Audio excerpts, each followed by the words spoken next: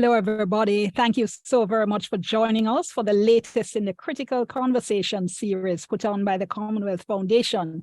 Today's topic, the people's voice, a stronger Commonwealth code for media freedom. My name is Dion Jackson. I'm your moderator. I'm coming to you from Jamaica. I'm a journalist, an attorney at law, and I'm a past president of the Press Association of Jamaica. And I see people joining us from all over the world. I'm seeing Ghana in the chat. I'm seeing Cameroon. I'm seeing Kenya, India, Sri Lanka. Thank you all so very much for being here. 960 journalists have been murdered across the world since 2012. 143 of them, that's nearly 15%, more than 1 in 10, came from Commonwealth countries. And 96 of those murders have gone unresolved. As we know, impunity emboldens the perpetrators of violence and weakens all our democracies. That's why it's so important for the Commonwealth to take a strong stand on the issue of media freedom and the safety of journalists. In 2017, a coalition of 6 civil society organizations developed the Commonwealth Principles on Freedom of Expression and the Role of Media in Good Governance. Those draft principles were revised by an expert working group of representatives of Commonwealth member states. That group, in turn, was advised by a group of independent experts. For full disclosure, I was one of those. And at the end of the process, the experts formally expressed concern with the revised text. For instance, the absence of an explicit commitment by states to refrain from the misuse of law to hinder the activities of journalists. The draft principles are now going to be considered by the Commonwealth law ministers for 1 hour at a meeting they're going to be having on November 22. So this critical conversation will be one of the few remaining chances for the voices of the people of the Commonwealth, that's our voices, to be heard before the law ministers meet. And to discuss all of this, we have a fantastic and expert panel. I'm so excited to be introducing them. And if you hadn't turned on your camera, please do so now, panelists. We have with us Justice Chile, Eboe-Osuji, former president of the International Criminal Court and a member of the high-level legal panel on media freedom. Kanbar Hossein-Bor is with us as well. He's a senior British diplomat and an international lawyer, currently serving as Deputy Director of Democratic Governance and Media Freedom Coordinator for the Foreign Commonwealth and Development Office. And Corinne Vella is with us. She's a sister of slain journalist Daphne Caruana Galizia, and she's now head of media relations for the Daphne Caruana Galizia Foundation.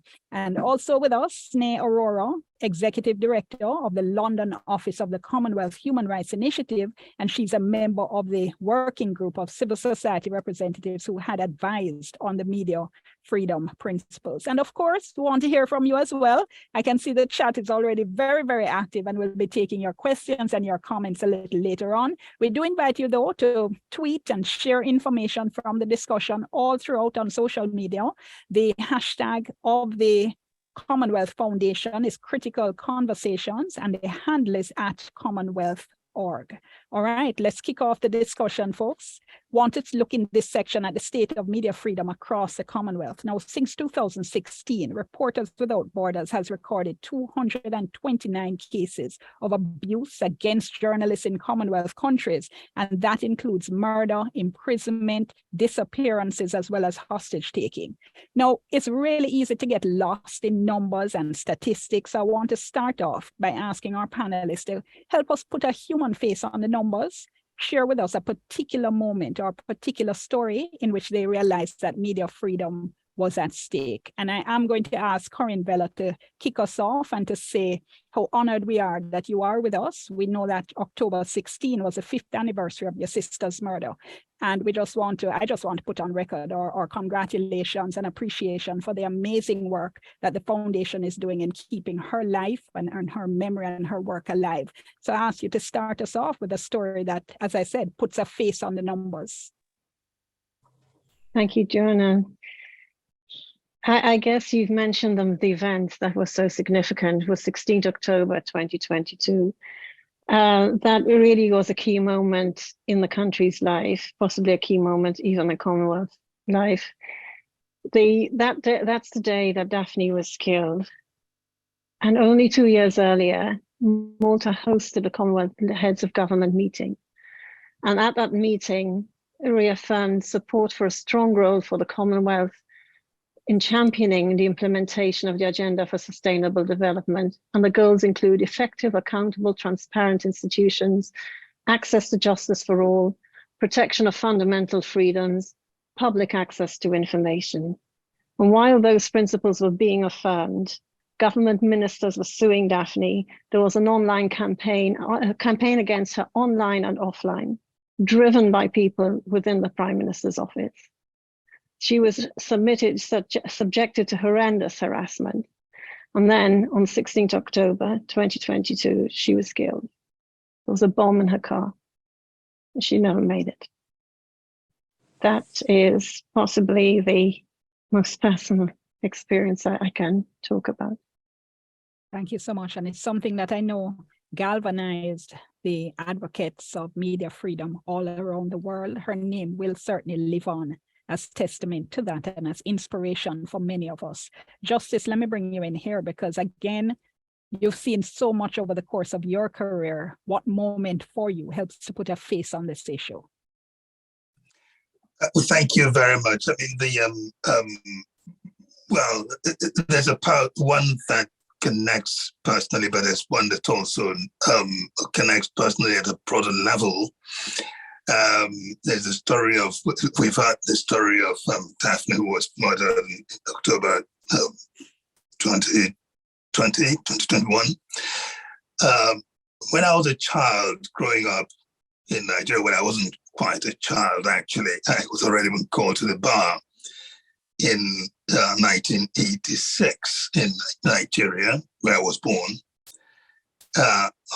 Also October in 1986, there was an event that really broke the complacency of all Nigerians at the time.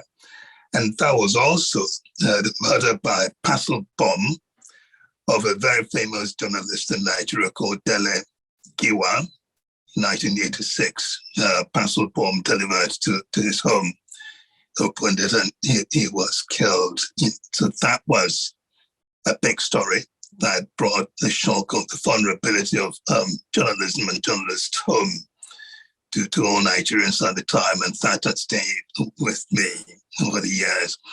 But relating it more, closely in an ironic way, in 2016, the world watched as three very senior British judges, the Lord Chief Justice of England and Wales, and the Master of the Rolls, and the third judge, delivered a judgment in the Brexit case in the UK, and the Daily Mail broadcast the pictures of three judges, calling them the enemies of the people. Now, why does this resonate?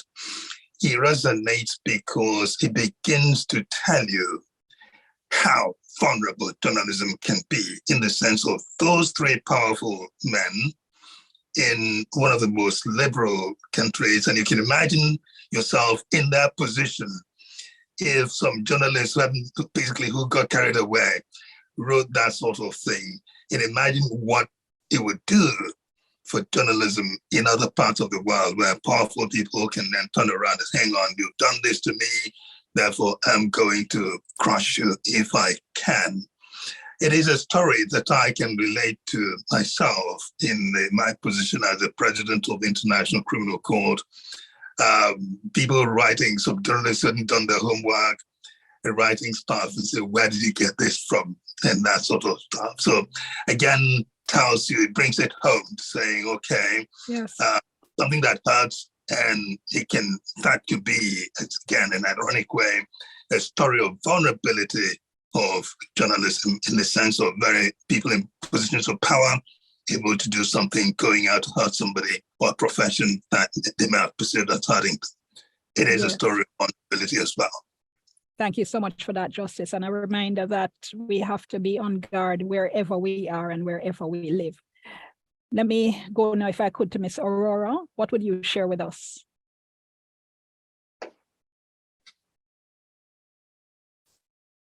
If you're speaking, you're muted.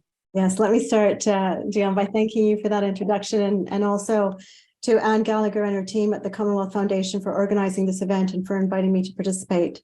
I think we need to have these critical conversations in these challenging times to bring us back to the core values and principles of the Commonwealth, including democracy, human rights, and rule of law. In response to your question, before sharing an event that really struck me about the importance of the issue and the role of the Commonwealth, if I could share a bit of context, which is the importance of freedom of expression and media freedoms. Freedom of expression is a cornerstone of democracy and underpins good governance, public accountability, and respect for all human rights. Everyone has the right to freedom of expression, which includes the right to seek, receive, and impart information and ideas through any media, regardless of frontiers. And the freedom of expression is one of the core values enshrined in the Commonwealth Charter. The right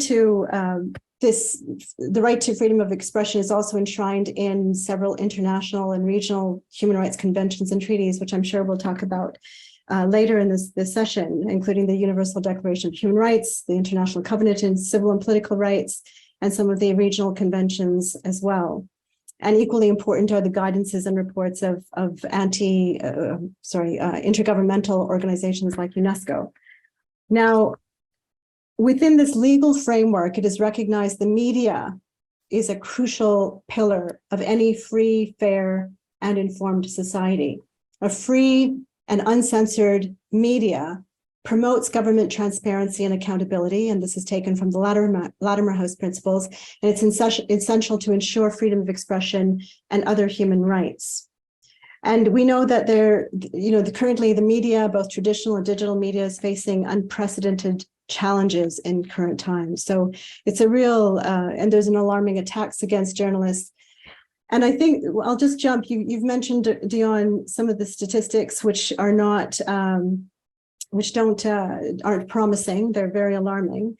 I think what I'd like to do is say that it's clear now that the Commonwealth must step up and make good on their commitments. And today, I'm going to interrupt you. I'm going to interrupt you for just a moment, because I can hear that, I'm really looking forward to hearing your recommendations on what the Commonwealth should do. But I'd love you to actually give us that human story first to help to kick us off. Sure. No, I was just getting to that because I think that in this backdrop, it's clear that the silence within the Commonwealth speaks volumes and undermines the organization's human rights mandate.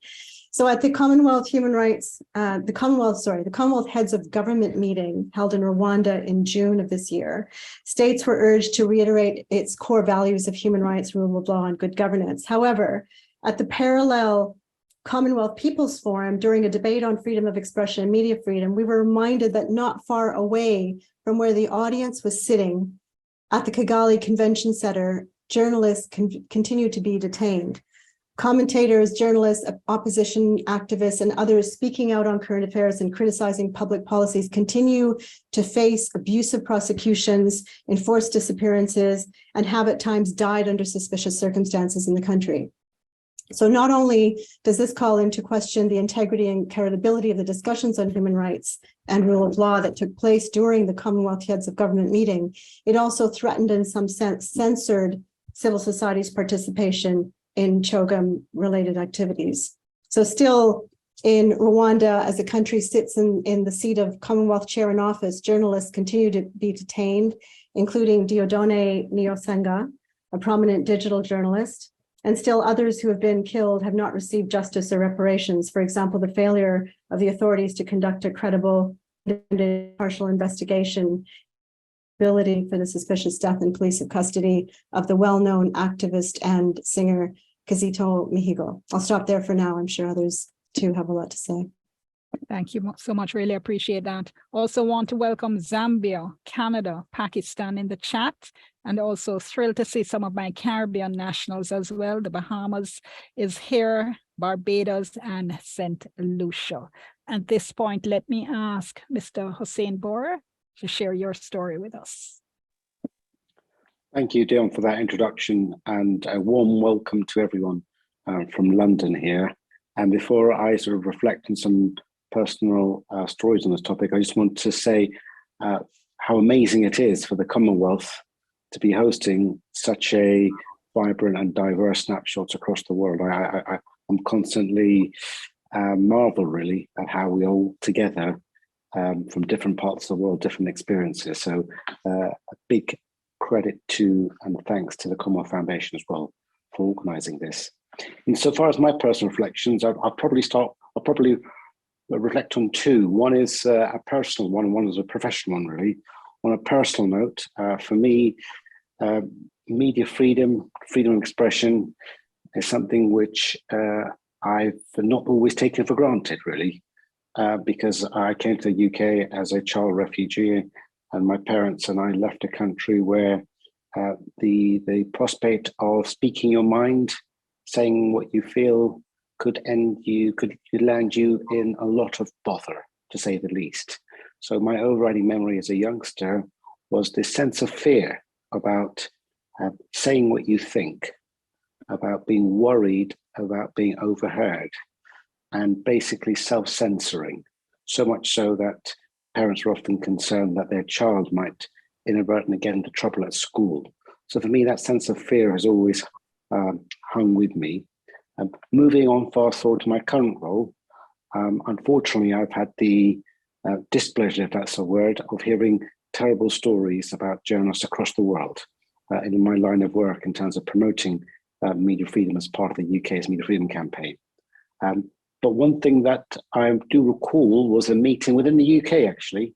I can talk about that a little bit later on, whereby we have a committee on the protection and safety of journalists. And I sit on that committee, and I heard stories about UK journalists having problems in the UK and facing threats and being worried about their safety. It was a reminder to me that this right that we all hold so dear, it needs to be protected and nurtured everywhere across the world, not just in places where you might normally think there's a problem, but we in the UK also have much to do. In fact, we are trying to address that. So I'll finish on that note. Thank you. Thank you so much. Appreciate that. And let me just follow up on that, because law and policy can be used to promote media freedom as well as hinder it and oppress it. And as of December 2021, there were 22 freelance and staffer journalists and editors who had been locked up in Bangladesh, in Sri Lanka, in India, Rwanda, Cameroon. Punitive legislation can be used against journalists. That type of legislation can include, for instance, laws that criminalize defamation as well as sedition. What about the other side, though? I want to take a little bit of a flip side here. And what happens when the law is used to promote media freedom? So again, I'm going to be asking the panelists now, kind of opposite question, to share with us a policy, a law, an instance when they saw policy and law being used in a way that improved and enhanced the state of media freedom. And let me start with Justice. Thank you very much. I've thought about that, and it looks like for me it's a more like a default position, or rather than witnessing an instance around me where a specific law was passed that promoted freedom of expression. I do know that in a lot of countries, Commonwealth countries, Canada, where I now live, I am a naturalized Canadian citizen as well. There's the Freedom of Information Act that can and does get used to promote media freedom. And when I was in practice as a lawyer, I did try to use that to obtain information in some instances. It's not always easy to do, but at least it is there to be used. So that is one instance where law that is passed can be used to promote access to information, media freedom. We know that journalists in countries that have the Access to Information Act do use that to try and get information.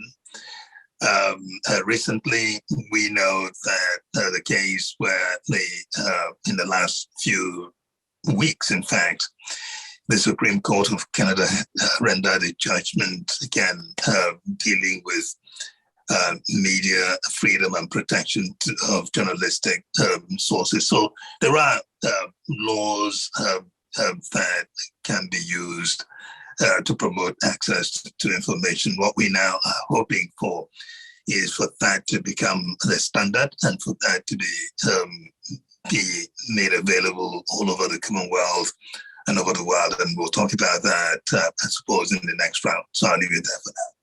Yes, thank you so much for that, Justice. That issue of freedom of information legislation is so important. In the past 20 years, we've seen freedom of information legislation spreading around the world, and we've also seen the recognition of the access to information as a human right. And that has really helped to propel this whole conversation about justice and the extent to which journalists can use laws like that, in fact, to promote justice and to fight against corruption. I'd be interested to know, if I could ask you, Ms. Vella, the extent to which freedom of information legislation is in fact useful in your country, and if that is an instance you would choose, or if there are other laws you would point to that you think do a better job, in fact, of protecting media freedom. Right, and unfortunately, it's not been a positive experience at all. We do have a Freedom of Information Act, but that is usually abused, to prevent information from being released. There are lots of problems with media freedom. Notably, Daphne's murder has actually shown that Malta's systems has failed, that there has been a takeover that has not been addressed. So laws on access to information would be a nice to have if they were actually effective. But the problems here are far more fundamental. If you have access to information, but then releasing it would get you killed, you've got a far more serious problem than not getting the information in the first place. Absolutely. This is the problem. These are the problems we are facing. The public inquiry into the circumstances of Daphne's murder identified several problems. Notably, it found that the state is responsible for her death, not criminally, but responsible for a culture of impunity. There are serious rule of law problems of corruption, problems of governance, and also problems of media freedom, which can be addressed through laws, but laws alone can't address those problems. So yes, we do have a Freedom of Information Act. Everybody can file a Freedom of Information request, but typically it can take even up to 2 years to actually get anywhere. And that's not without jumping to several hoops. There's an independent news portal that is currently facing 40 court cases on information requests. So they have taken to the limit. There's a ruling in their favor by the Data Protection Commissioner, but all the government departments and state authorities concerned have chosen to engage lawyers at commercial rates to challenge the state authorities' decision in favor of the news outlet. Can I ask you if since over the past 5 years, with the kind of advocacy there has been following Daphne's death, the work of the foundation, the support from activists all across the world, have you seen any bright spots? Have you seen improvements of any kind?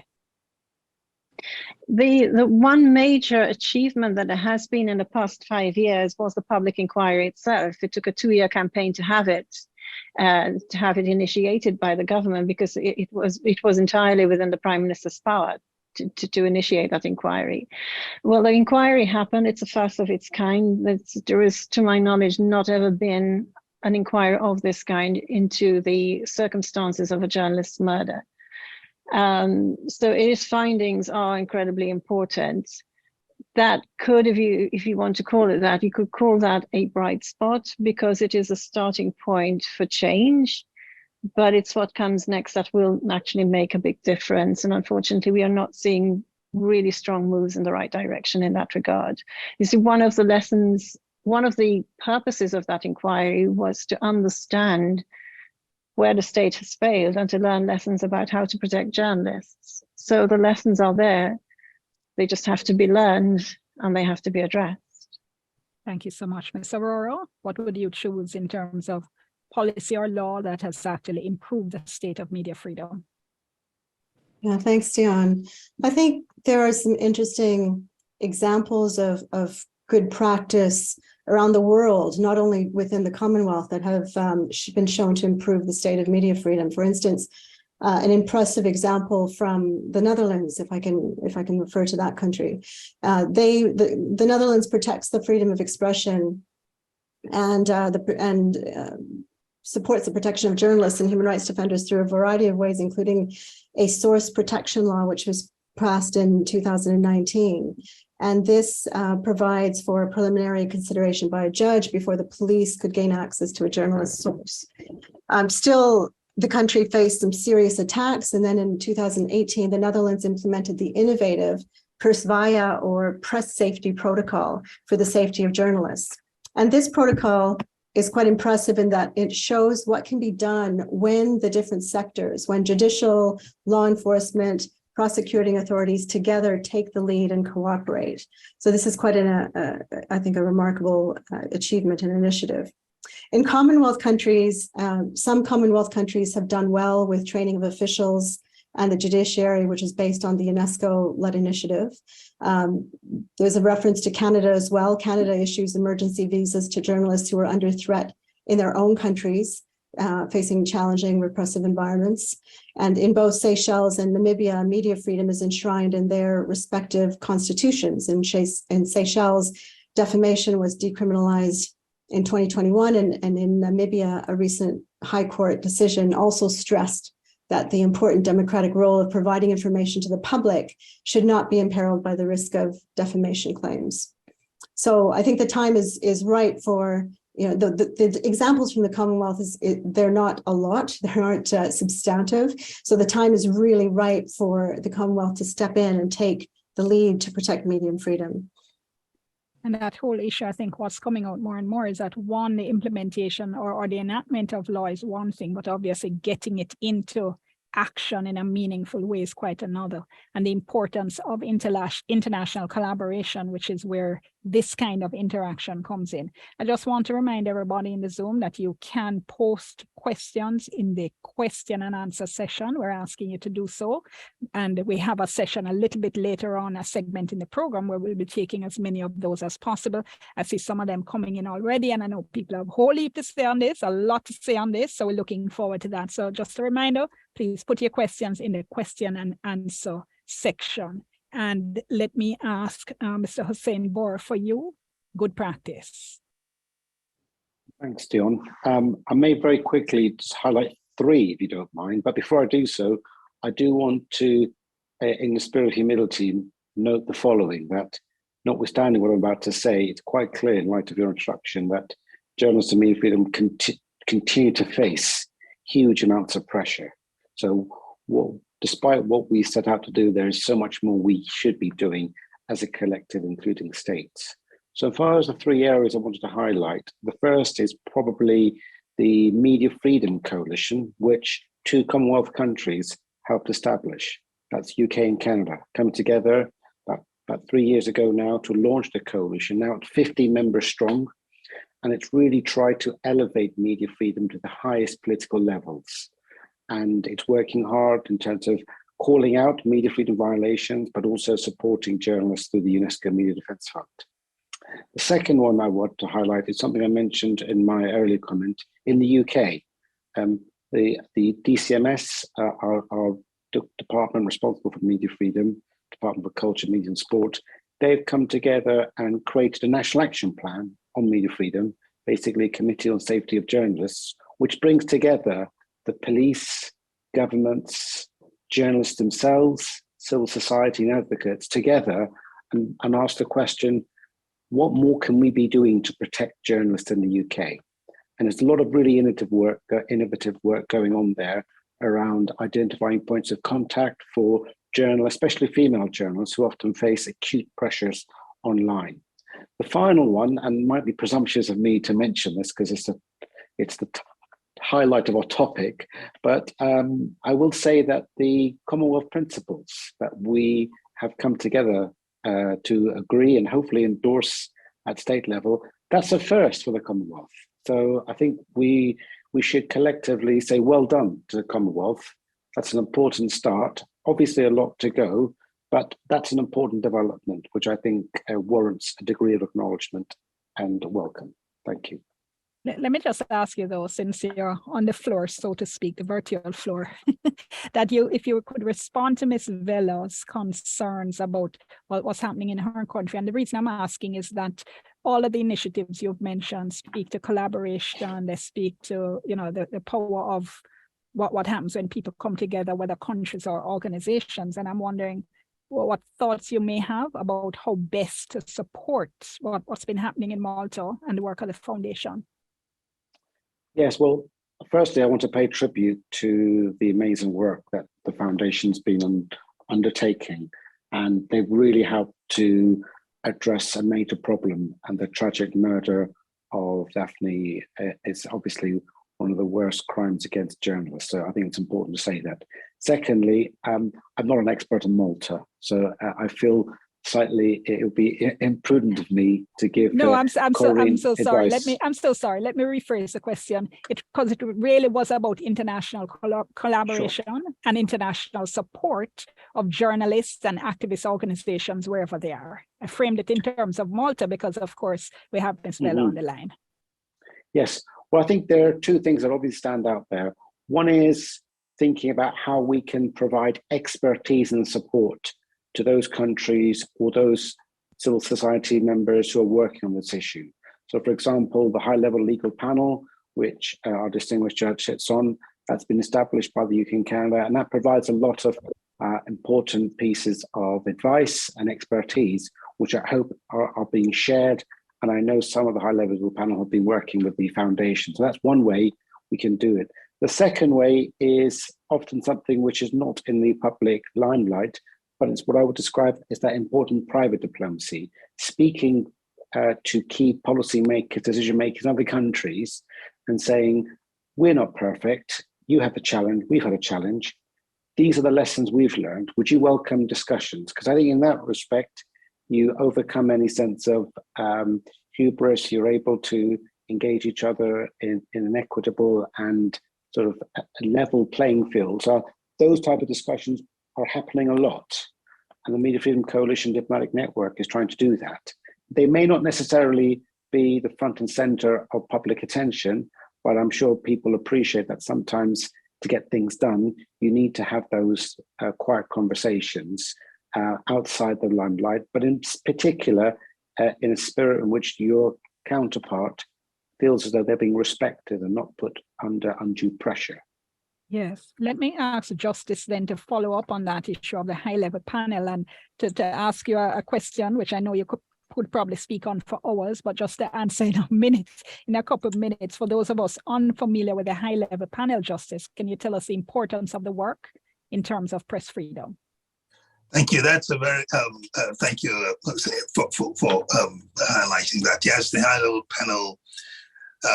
We are a panel of about 15 or so lawyers and judges who advise the Media Freedom Coalition. We are an independent body. We just give advice to the Media Freedom Coalition, as well as advise any government that may be having questions about how to organize their laws in relation to media freedom.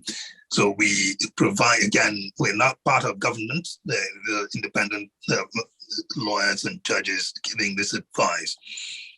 We do it by, custom designed advice governments may seek. We also publish generalized reports on how to improve media freedom and protection of journalists. We've, for instance, endorsed reports that called for, standard or task force, international task force that would be made up of expert investigators who will investigate whenever there is an attack or, say, violent act against journalists, to intervene and investigate it, preserve the record for evidence for purposes of accountability. We do that. We've recommended, for instance, that the UN should also establish a high-level position in the office of the UN Secretary General will give profile to the plight of journalists and also the matter of media freedom in general. So these are things we do, and we welcome countries, Commonwealth countries, to approach us, to seek views. Our views obviously are not binding, but at least they will have independent opinion and advice given to them. I should say there's a lot that I can say about this, but you signal that I need to keep it brief. If we return to it, we can also look at other ways we can encourage accountability, given that deficit of accountability that we now see. But I'll leave it there for now. Okay. That's all to say on that. Thank you so much for that. Ms. Aurora, let me bring you in here. And the comment about the Commonwealth media freedoms, we're going to be going into that in more detail in the next segment, but I'm just curious as to whether or not you agree with Mr. Hossein-Bor in terms of this being, really positive development. I do agree. The media principles are a positive development. I think on behalf of the working group on media and good governance, of which the Commonwealth Human Rights Initiative is one of the 6 organizations that developed the original 2018 principles. Our organizations developed the first draft of the media principles through a series of deliberative consultations. And it was out of a serious concern at the growing threats to freedom of expression and growing pressures on journalists in many Commonwealth countries. And I can say that this, the original draft was largely based on existing commitments by member states, which are set out in the Commonwealth Charter, but also the international frameworks that I mentioned earlier. And it was also to provide a practical guide to the role of the media in good governance, which was intended to complement the Latimer House principles. So we welcome very much the mandate that was given to the Commonwealth Secretariat in February 2021 to set up this expert working group of representatives of member states to review the draft and make recommendations. And this group, as you know, Dion, being a member of it yourself and myself, we were functioning in an advisory capacity to the expert working group. And so the outcome, as we all know, of this process is now being considered for adoption by the law ministers in Mauritius next week. And though our 6 organizations have some specific reservations about the revised version, we believe nonetheless that the adoption of this revised media principles will be an important step forward for the Commonwealth in upholding its commitment to the rule of law, to freedom of expression, and the critical role of the media in good governance. Well, I'm just going to follow up on that, but let me just pause to say welcome to Haiti, welcome to Sierra Leone. I see Ghana in the chat as well. It's so great to have you all from all over the world, and I'm seeing the extremely active conversation that's taking place, bracing ourselves for the Q&A, which I know is going to be extremely dynamic and interesting. But let me follow up on that issue though, because, and I'm staying with you, Ms. Aurora, because even while we talk about the importance of the media principles, given that some of the concerns related to the fact that experts felt that in some areas, at least, the principles didn't meet international standards, can we really then talk about the Commonwealth being a global leader using the principles as they are? Yeah, I believe this is the first step. I think that, echoing my colleague Kanbar and yourself, this is the first step for the Commonwealth in this area. They can show leadership by adopting these principles. Commonwealth states already, some of them have already implemented provisions that are contained in these principles much more broadly and aligned with the international standards. So I think there's a lot of hope there. I think also, I should also mention that the original draft of the media principles included a 12th principle, which committed member states to work with civil society organizations to promote the principles and to implement them in practice. And I think that this is an important thing that law ministers could do to make that commitment towards accountability, and also to commit to a periodic review of the principles to ensure that they are relevant and kept up to date, taking into account new developments in the media landscape, but also the evolving international standards. Ms. Vella, let me ask you to pick up on that in terms of the principles themselves and the Commonwealth seeking to be global leaders in terms of the promulgation of these particular principles. What standards do you think have to be met for that to happen? I would start by addressing the problems at home. And I mean at home in Malta, but also across the Commonwealth. You can't possibly be a leader if you're not a good example. So if there are pending problems, they have to be addressed. I have to ask forgiveness for banging on about Malta in particular, but here we are with a public inquiry that shows you the way forward. And the public inquiry took just over a year to complete. And it's been more than a year and a quarter. Nothing has been done. Only one recommendation has been implemented so far, and that was the appointment of a committee of experts. But what happened after that has not met the standards we need. So we've said all along in 2020, we issued a statement saying, you know, Malta has an historic opportunity to transform itself from the country that's known for the bomb blast that took Daphne's life, for being a country that is an example for its response to that trauma.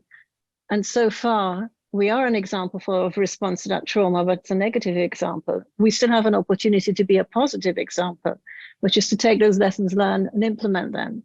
And if that is replicated across the Commonwealth, you know, addressing the problems at home, then we can truly say that the Commonwealth can be a world leader simply by setting the example. Otherwise, the principles are just empty words. Well, I want to follow up directly on that, Mr. Hossein-Bor. Let me ask you to come in, because just following on that, for instance, the Commonwealth Journalists Association has called on the Commonwealth to speak out more meaningfully on issues when journalists are under attack, and also to engage meaningfully with other kinds of international initiatives. So these principles are promulgated, as we certainly hope they will be. What needs to happen to ensure that they actually make a difference in the lives of journalists around the world? Thanks. I think that's a really important question, because if you take a step back, arguably the existing legal frameworks across the globe, if they'd been complied with to the letter, we wouldn't have the problems we do. But we know that there's a real gap between what the law says and what's happening in reality. So what do we need to do in response to that? Well, firstly, as states and policymakers, we need to constantly be reaffirming the values which we adhere to, but also reaffirming the importance of the norms which the legal framework provides. So in this regard, the Commonwealth principles are really important, because to a large extent, they reinforce a lot of the international obligations, laws, which many, if not all, Commonwealth countries have already adhered to. The next step is to ensure that through the Commonwealth, we are able to provide a degree of political imperative so that the states in question look at these principles and feel a greater sense of obligation to enforce those rights and obligations that they're obliged to. What that means in practice is elevating this issue at the highest levels, both within the Commonwealth in terms of state-to-state gathering, but also discussions like this. This meeting today with the Commonwealth, this is important as well, because what it does is send a message to everyone at all levels that this is a really important right. Arguably, it's the sort of the canary in the coal mine in terms of telling us how healthy, how under duress, how under pressure journalists are across the world. Yeah, that's absolutely critical, Ms. Aurora, because we don't want these principles to, as we would say in a paper-based world, be left on a shelf to get dusty, or put on a website that nobody clicks on and nobody references except academically. We want them to affect the lives of journalists in Malta, in all the other countries in the chat where people are sharing their personal experiences of oppression and restriction. So for you, what's going to be important in terms of getting that done? Yeah, thanks. I think that's a really important question. So we have the media principles. What do we do next? The implementation mechanisms are really necessary to give the principles teeth and to ensure that those commitments don't just remain on paper. And so national action plans are key here based on practical guidance, such as the one developed by UNESCO, the UN Plan of Action on the Safety of Journalists, which incidentally just observed its 10th anniversary on the 2nd of November. It focuses on 3 fundamental aspects related to impunity: prevention, protection, prosecution, and promotion. 4, sorry. And this approach, this approach has been advocated by the Council of Europe for the Safety of Journalists and supports a dialogue with member states and civil society. So prevention, including robust legislation, also publicly, the government's publicly acknowledging that journalists risk their lives for simply doing their jobs. And this risky environment is a threat to democracy. Protection in the sense that legislation must be followed up with effective law enforcement mechanisms. And a good example of this was mentioned by myself and some of the other panelists here. Prosecution as well, promotion, information, education, awareness needs to be raised about the threats to journalists through campaigns in national, local languages, and also resources need to be disseminated like the Commonwealth Media Principles and Council of Europe recommendations, and of course training and awareness raising for law enforcement officials and other political authorities, public authorities as well. Justice, who leads that process though, or who pushes that process? Because one gets a sense sometimes that the Commonwealth is, like a room where everybody's tiptoeing around each other and nobody wants to step on anybody's toes, and as a result, those people in the room who are behaving badly, perhaps get a rap over the knuckles, but not much more. And you hear calls from civil society, from members of the Commonwealth, from citizens to say, we want to see more, we want the Commonwealth to do more. So Justice, who needs to do that kind of pushing, that kind of ensuring that the steps Ms. Aurora spoke about, in fact, do happen? What you identified is a general problem of diplomacy, not only Commonwealth, in the United Nations. Pick up any issue of importance. There is no shortage of resolutions that say the right things, and then people drink champagne and go home. Nobody wants to upset one another. So you're absolutely right about that. So it is a problem of diplomacy. But it comes to a point where if something needs to be done seriously, then it's time for action to be taken. Let me look back a little. The Commonwealth Principles, the 2018 edition, I've looked at it, the original version published in 2018, 4 years ago. And it looks to me like a minimum set of principles that can be done. Now, I'm hearing talks of revising it. Are we revising it to strengthen it, or revising that set of principles to dilute it? I don't know. But it seems to me that we should not lower the standards, lower than it is in the 2018 version. So I will strongly urge that let things be at that minimum level of 2018 version. Now, part of what that document stresses is a need for accountability, and that also mentioned prosecution. There comes a point where people have to act rather than talk, go beyond the talk and get to the point of action. It is about prosecution, and this is where I come in. For instance, I'm a lawyer. I used to be a prosecutor, used to be a defense counsel, used to be a judge.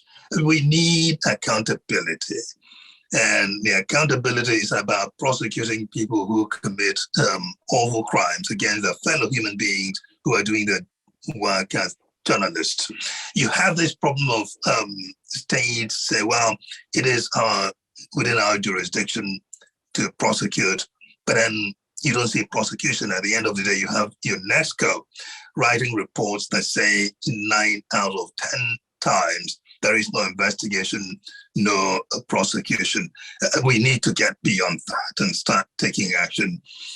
It may be action on the part of some prosecutors in some national jurisdictions. The good thing here, to your question directly, is that when it comes to accountability, in the standard democracies, prosecutors do not take instructions from government, from the governmental leaders. The prosecutor and police, the prosecutors investigate a case and decide to go with it.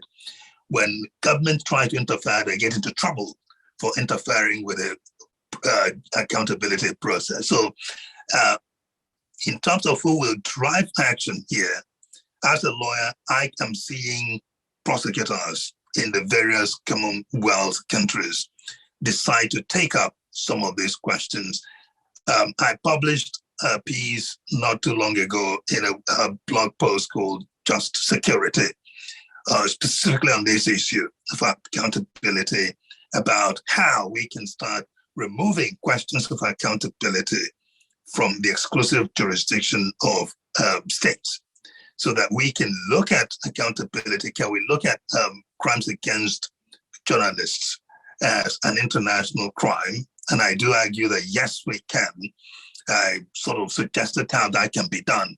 The value of that is if you see if you start looking at it from the perspective of an international crime, then you begin to remove it from the exclusive jurisdiction of some states. You begin to look at the prospect of the ICC investigating and prosecuting some of these crimes. You begin to look at the advantage of universal jurisdiction, meaning any country, if something happens in country A and country A doesn't want to prosecute it, if it is an international crime, there's a likelihood of country C saying we are going to prosecute this thing because it is an international crime. It's no longer your exclusive problem, country A, to do. So it takes prosecutors to do that. Another advantage of viewing these crimes as international crimes, this violence against journalists as international crimes, is you begin to get around the problem of immunity, which some leaders or state functionaries would enjoy if the accountability is left exclusively within their domain. For international crimes being prosecuted at international courts, there is no immunity for anyone, including heads of state. Now, for international crimes being prosecuted pursuant to the concept of universal jurisdiction, meaning the national state, yes, there are some people argue that there can't be immunity, but then that's a controversial proposition. So the point is that immunity is no longer assured. So when we talk about driving action, rather than hoping for Chogum, for instance, to decide, oh, from now we're going to start prosecuting, or the UN General Assembly deciding from now we're going to start prosecuting, it will now be to state prosecutors to start saying, hang on, enough of this thing. So we now need to start taking some actions. That's absolutely fascinating and something I'd love to learn much more about. Just to go back to the previous point you mentioned, though, I saw Ms. Aurora also smiling when you said, in your view, the initial 2018 principles were the minimum, should have been the baseline, and you were expressing surprise that people who were in the room and who actually heard the discussions and saw the attempts to whittle away at the principles, your remarks are extremely welcome. But having said that, Ms. Aurora, one of the important things as well in terms of promulgation of any kind of principles of this kind is that you want to be able to come back to them from time to time, revisit. How do you beef them up, hopefully, not watered down, look at them in the context of new challenges and whatever it is the future is going to bring. What is the best way of building in that kind of review mechanism? Mm-hmm. That's an interesting question. I think that there definitely needs to be a review mechanism in terms of how the principles are being implemented within the Commonwealth. I think that there's a number of actors that can have a role here in the review process. Not only civil society who can work together with states, but also perhaps CMAG could also have a role to play here. I mean, this is an institution within the Commonwealth that has been, as we know, fairly dormant in recent times. And the Commonwealth, I think, must ensure that the CMAG, the Commonwealth Ministerial Action Group fulfills the expanded brief that it was given in 2012 to respond to threats to civil society and the media and to the three freedoms of expression, association, and assembly. And so in this sense, CMAG also would have a role to play, as may serve as a type of monitoring body to ensure Commonwealth states are fulfilling their obligations to protect human rights and fundamental freedoms, and ensuring that the principles of the Charter and the media principles are upheld. I think that what is critical post the adoption of the media principles is that what is needed is a roadmap. You know, what do states do next? How do they do it? Who needs to be involved? What is the time frame? And what monitoring mechanisms can we put in place? I think that this is really important as a next step for the media principles indeed. And the role of who you think, the Secretariat or the Foundation? Who do you think would be best placed to do that? It's a good question. I think a lot of actors need to be involved in this. This is something that we need to discuss post November. But yes, Commonwealth Secretariat is one of the actors. Commonwealth states, one of the actors. Civil society organizations can also support. We have expertise. There's a number of other actors within the Commonwealth, outside of the Commonwealth. It's a multi-stakeholder approach that's needed. Mr. Hossein-Bor, your thoughts on that? Post-adoption review and assessment. Thanks. This is a really important question. As someone who was involved in working on the principles, so I have to put my cards on the table. I've got an interest in it. A couple of very quick reflections, noting the discussions earlier about minimum standards and so on. I think it's important to appreciate that the Commonwealth is a diverse family of states, that states bring their own perspectives, their own journeys, and I think we need to be mindful of that. And I think as a Commonwealth, when we come together, we need to be working in that spirit of collaboration. What that means often is that the outcome of those discussions to the outsiders may look as though they are too much of a compromise or they don't go far enough. And that's why these type of documents, I see them as living documents. These are living principles. They will need to be nurtured. So far as what happens next, I would like to take it one step at a time. I hope the law ministers will endorse them. That's really important. And then thereafter, I'm very open-minded about what steps we take as a collective to ensure that both the fact that we live up to them, but also how we keep them up to date. Because the one area, personally speaking, I think we could have done more in, but we needed to take sort of incremental steps, was that we probably didn't do enough focus on the online element around media freedom. And we know that media freedom is part of a much broader issue about the information ecosystem, about how the free flow of information, values, and ideas is but one of a larger myriad of factors. And media freedom coupled with internet shutdowns, for example, is a major factor. So what happens next? I'm open-minded. I think there's a role for the Commonwealth Secretariat. There must be a role for states. And I think civil society in the spirit of transparency, they should also be part of that journey as well. And it will be a journey.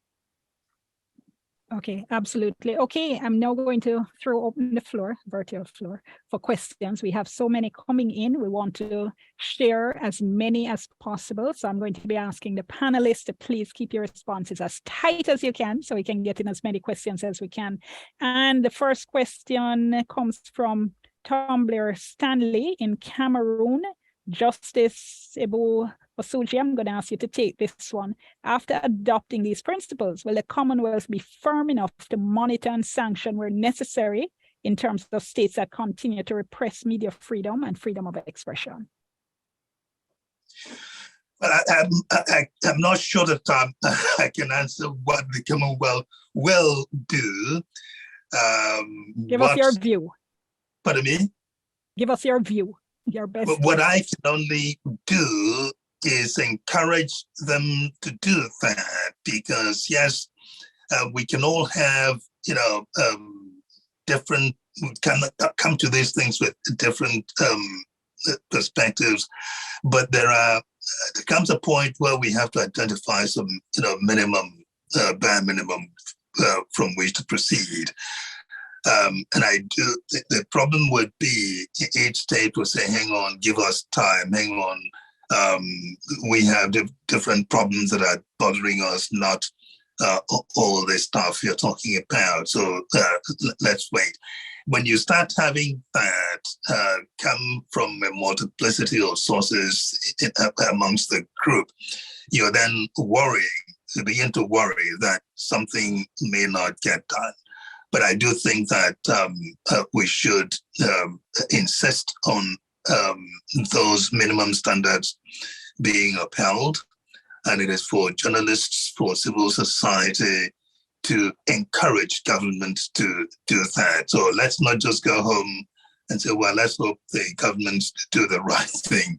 It is the people that should be the conscience of governments to do the right thing. So it is something in which all of us, a colleague from Cameroon who posed that question, we all have to stay on it and encourage governments to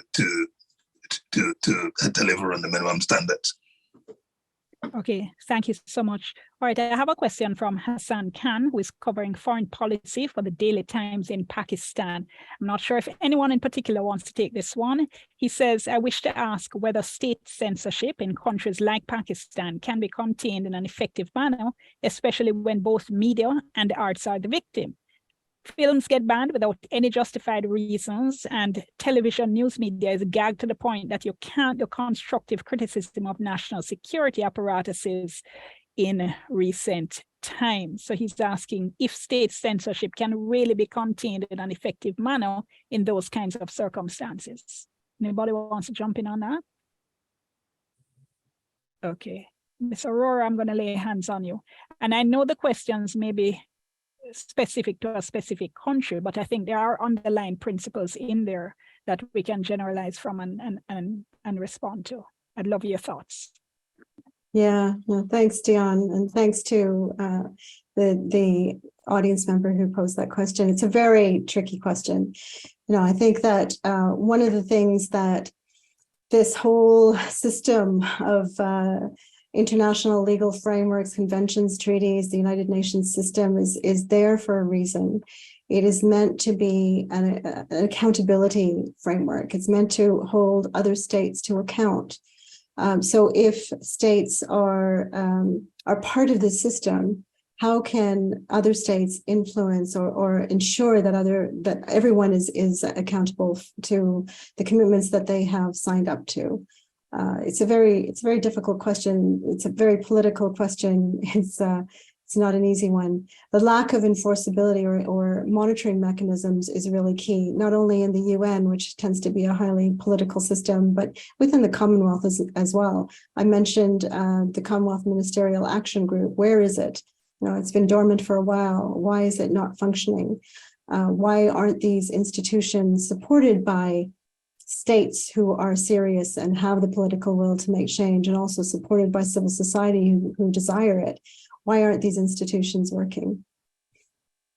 And he has a follow-up question, which I'll ask Mr. Hossein-Bor to take on, because a lot of times when we are talking about that international arena and how to nudge or encourage states to adopt this policy or that policy, aid and trade tend to come into the discussion. So Hassan is asking as well, should aid and trade be tied to freedom of expression and safety of journalists?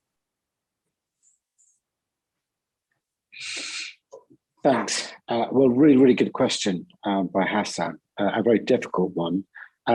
Without knowing the specifics, and I take your point here, we need to looking at the issue in the abstract and principles. A couple of quick reflections as someone who's been practicing diplomacy for a while. I think firstly, it's important to appreciate that when it comes to relationship with states and trying to persuade states to think along the lines you think or get them to act in a certain way, we need to understand that very seldom does a dictatorial approach work. That may have worked 100 years ago, 200 years ago, when the world was very different.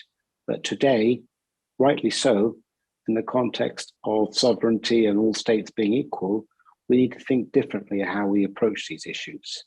From my perspective, what's really important is to often view these relationships in the round. Because if you are able to really nurture and develop your relationship with a country in its totality, so across all fields, be it aid, be it trade, be it defense, be it culture, you're able to reinforce to them in often subtle ways that what you're saying is in their interests, and you're able to deliver often sometimes difficult messages, but part of a wider dialogue where in essence you're both trying to pursue the same outcome, namely the betterment of your bilateral interests. So from my perspective, I think we need to look at that in the round and acknowledge that the days of being dictatorial are over, and we need to be much more savvy and have a much more full spectrum approach to trying to address these targets. My final thought on this is that there are going to be moments where there are red lines. There's actions which are unacceptable to the conscience of humanity, to conscience of mankind, the standards we uphold. And we're seeing some of that with what's going on by the Russian invasion of Ukraine and the attacks on media freedom there. So there are clearly going to be some steps which are incumbent really on states to be much more forceful. So I'll pause there. I hope that's a helpful reflection really from a practitioner's perspective. Thank you, over. Thank you so much. And my apologies, that second question was added from Corinne Can. So my apologies for that, Corinne. All right, I have a question here from Professor Tony Nelson. And Professor Nelson says, I'm a member of the Commonwealth Health Professions and Partners Alliance. I'm also a member of Doctors for Assange and an author of a Lancet publication about the psychological torture of this award-winning journalist by the UK judicial system. And he says, please can the panel explain why Julian's name has yet to be mentioned? Is this because his torture and slow motion execution is happening in the UK's maximum security prison in London, in the heart of the Commonwealth? And what message does this send to other Commonwealth countries? Anybody want to take that, or shall I? All right. I can, obviously as the representative of the UK, I'll make some reflection on here. A very minor point. I don't necessarily recognise London or the UK as the heart of the Commonwealth. I see the world in itself as the heart of the Commonwealth. I think it's a minor but important point. The Commonwealth is a global organisation. But insofar as the detail has been mentioned here, I don't know the detail of that case. We as the FCDO don't own that case, as it were. We're not responsible department for that. So I can't speak on the detail. I know it's a live matter. So as you can appreciate, insofar as principles of sub judice, it would be inappropriate for me to comment on the live set of proceedings. All I will say though, and it's no open secret, is that the UK legal process, and I would say this, wouldn't I, as a member of the UK, we like to believe we uphold the highest standards of fairness and give everyone the ability to exercise their rights. So in this particular case, I think from the outside, the individual question has had the full recourse to all aspects of the legal judicial process of the UK, and that has given them ample opportunity to ensure that their rights are heard before an independent judiciary, and that matter is ongoing. I will pause there. Thank you. Thank you so much. Ms. Vella, I think you had your hand up. Was it on the trade and aid question? Yes, actually, you've just been superseded by the current question. But what I would like to go ahead. Yeah. Okay. So what I would like to add to what has already been said is that one of the problems across the Commonwealth is the flight of human capital. It's one of the factors that hinders development. So there is and actually, not that it should be the case, but there is an economic argument for media freedom. It's that media freedom itself, the free flow of facts and opinions, that's the stock and trade of journalists. That is what creates societies that are fairer and freer. In other words, it's societies that are more resilient and societies that are worth living in. So there is a very strong economic argument for encouraging media freedom. because it actually makes those societies better to live in and people will want to stay. Thank you so much. Question here from Tendai Ruben Mbofano asking how best can we engender a united front among journalists, particularly in less democratic countries where we find some journalists working in state media and taking the side of the government in trampling on media freedoms and crackdown on mainly private media. That's a complex and nuanced question depending on you know your local circumstances. Justice, your face looks as if you want to take a stab at it. I thought that was more a question for journalists, but if I may chip in from the sidelines, what are reasons why I thought that the 2018 version of the Commonwealth principles makes sense to me at a minimum, is that it has something for everyone. It had something for, that speaks to power, government, total power. It has something that speaks to parliamentarians from the perspective of media freedom. It has something that speaks to judges, about judges, you sit in judgment, you cannot see that your judgments are free from scrutiny, from media scrutiny. So it speaks to judges from that perspective. But that document also speaks to journalists. So journalists, you do need to self-regulate yourselves. And I keep on, this is something that startles me to no end, how in every profession you can have people who practice it. Most of the professionals, I would like to say, in a profession practice their trade to the highest standards. But then we have to accept that in every profession, from the legal profession to medicine to architecture to whatever you see, name it, there will always be people who are, cut corners, people who would do it the wrong way. But then what you've done, we've seen with law, like my profession, is that lawyers have managed to extract from governments the idea of self-regulation. So be it in Canada, Nigeria, UK, lawyers regulate themselves. Government doesn't do it for lawyers. So that gives everyone comfort that lawyers will police themselves. They set their standards and they say, if you're going to be a part of this profession, you must follow these standards. If not, there will be consequences. Lawyers do that. Doctors do that. And if doctors need to know that somehow there seems to be no appetite for journalists to want to do that, if they're able to do that, perhaps that can help to deal with the problem of journalists who may sell out, quote unquote, to government, as well as journalists who may be beholden to no one, but are doing their own thing and doing it the wrong way. So it is, again, a document, the 2018 principle that speaks to everyone, including call upon journalists to, self-regulate. That may help in dealing with all these anxieties. I don't know, but that's a thought. Justice, from somebody watching from the sidelines, as you described yourself, I thought that was a fantastic answer. We have the issue, I think the critical issue in what you're speaking there about media self-regulation, of course, is that the regulatory body has to be made up of people who are respected by the various media houses and who are seen as independent. So we have an interesting situation, for instance, here in Jamaica, where there have been calls for years for the establishment of a media regulation entity. The Press Association of Jamaica, of which I was a former president, supports the adoption or the initiation of such a body. The Media Association of Jamaica, which consists of the owners who would have to be the ones, paying to help to establish it, has come out against it. And the government, of course, doesn't want to get involved in the name of press freedom for fear of being seen as oppressing media regulators. So we've actually been at a standstill on that particular issue for, I don't know, probably close to a decade now.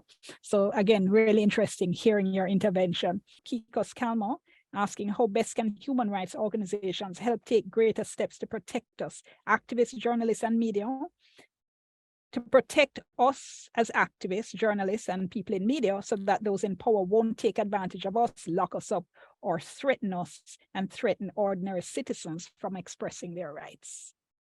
As someone who's, if I can put this in a friendly fashion, at the receiving end of a lot of constructive and often critical feedback from human rights organizations, my advice to them is twofold, really. Keep doing what you're doing. Keep speaking truth to power. That's really important. And secondly, don't be afraid to come up with solutions which sometimes require difficult compromises. So I think that's my two messages. Keep what you're doing, hold us to account, make sure we hold the standards, but that doesn't mean you shouldn't you should be reticent from holding back on some sometimes difficult and tricky solutions stroke compromises. I'd love some thoughts from Ms. Vella as well.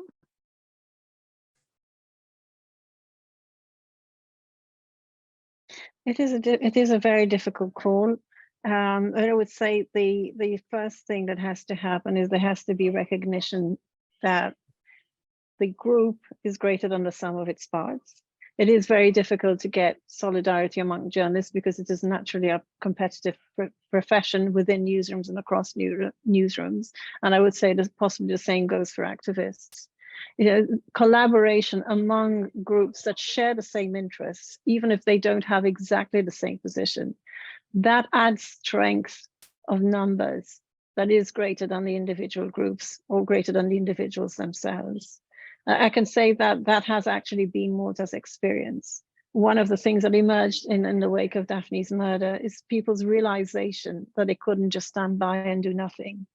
And that is why civil society groups have moved ahead and actually made baby steps, perhaps only, but there have been some steps towards, creating this civil society as a voice, as opposed to individual groups, possibly just carping on the sidelines and maybe voting once every 5 years.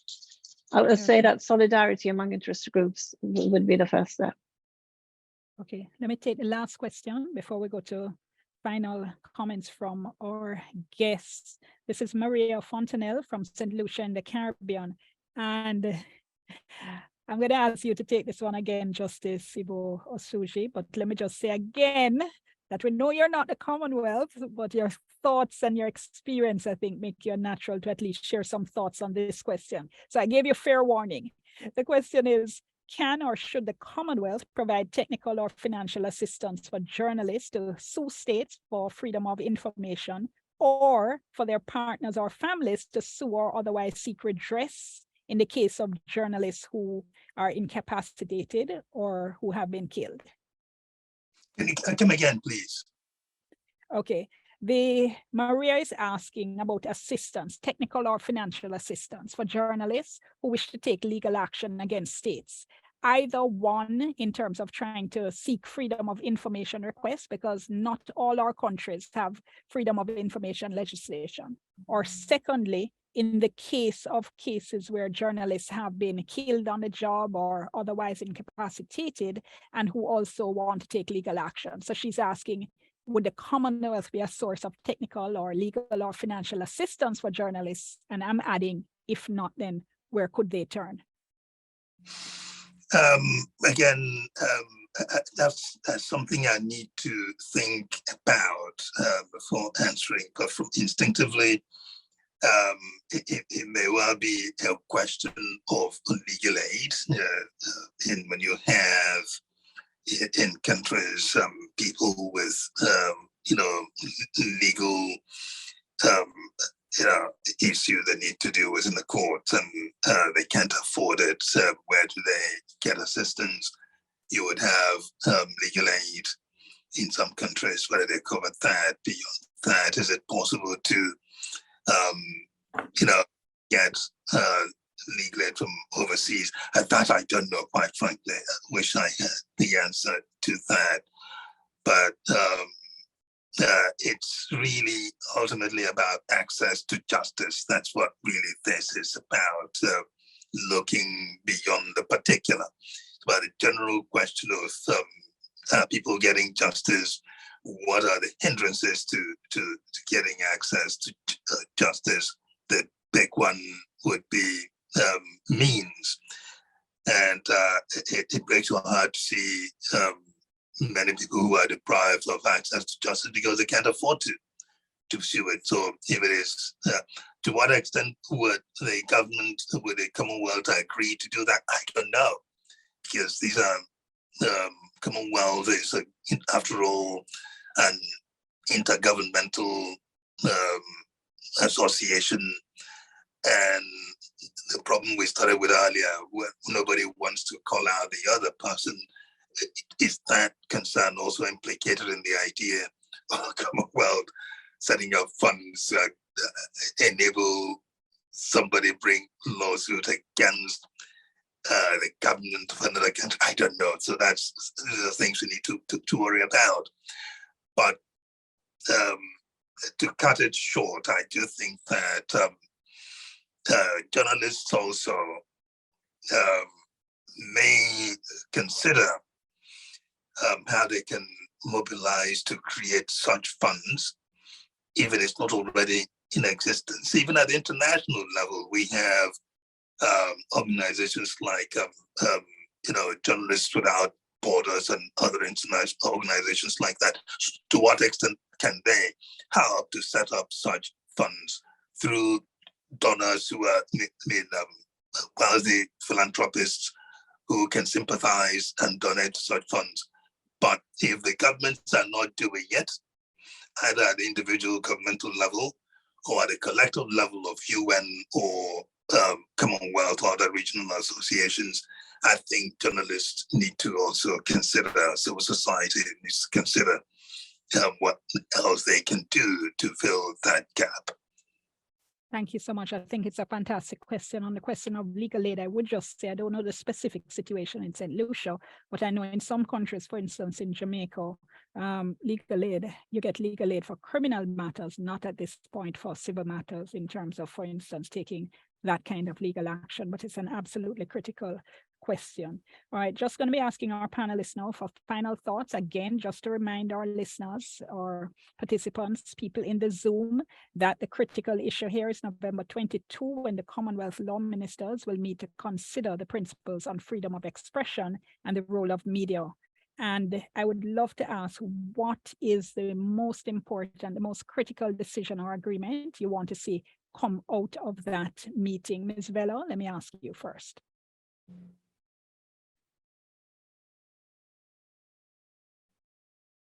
Yes, I just have to say that journalists are usually targeted, sued, imprisoned, even killed, mostly for exposing corruption and corrupt networks of power.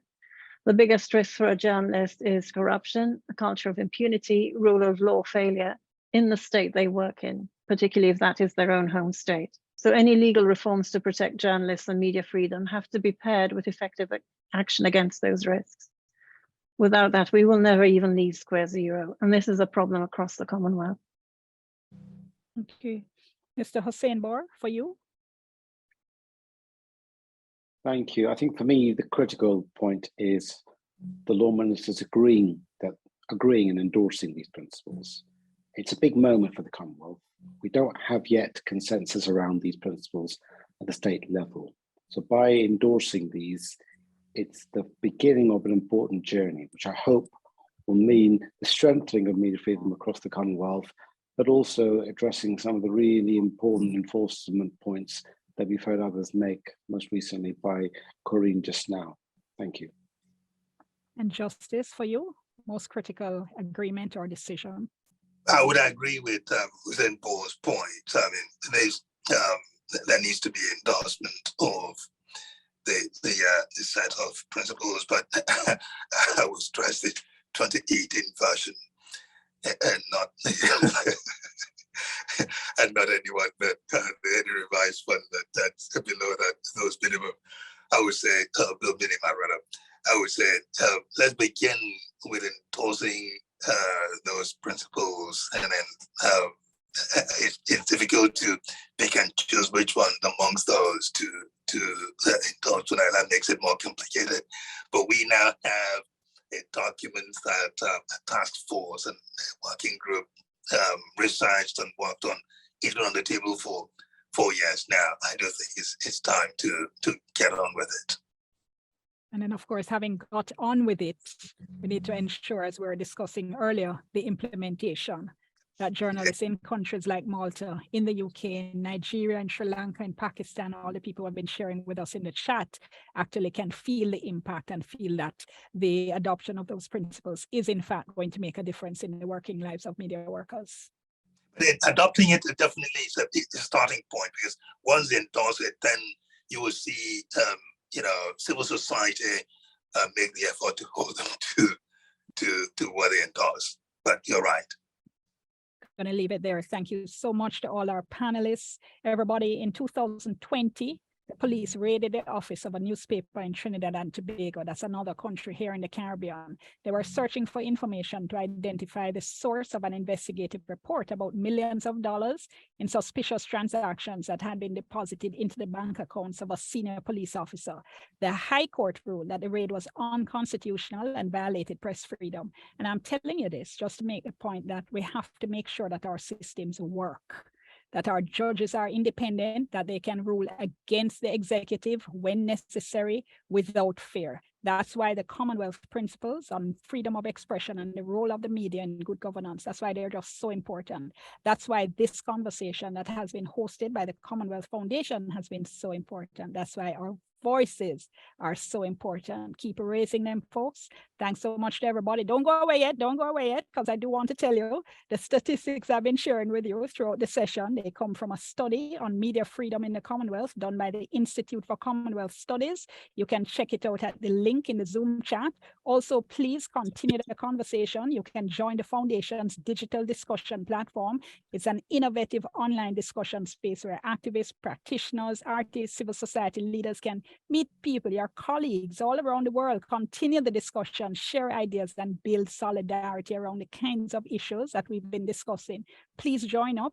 And finally, and importantly, the Commonwealth Foundation's next critical conversation will be on Tuesday, the 29th of November at 5 p.m. GMT. It's an exciting topic, really, really different kind of topic: arts and climate justice, reimagining the future. This critical conversation will bring together creatives to look at how the arts can make a difference as we continue to fight the climate crisis.